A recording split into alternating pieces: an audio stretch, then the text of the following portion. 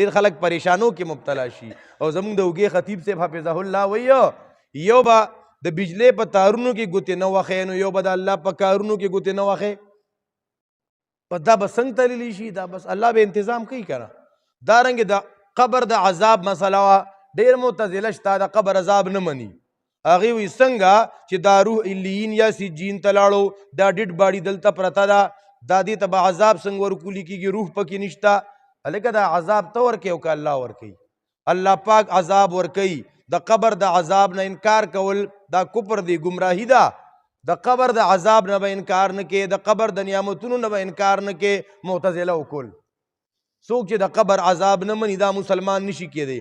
البته دا عذاب به څنګه یې نو صبر وکړه چې ورشي پته به راته ولګي. ښه چې ورشي نو پته به راته ولګي. دې کې تفصیلاتو کې مزه بس. الله تبارک و تعالی فرمایي کې به مونږ تلي د انصاف لیوم القیامه.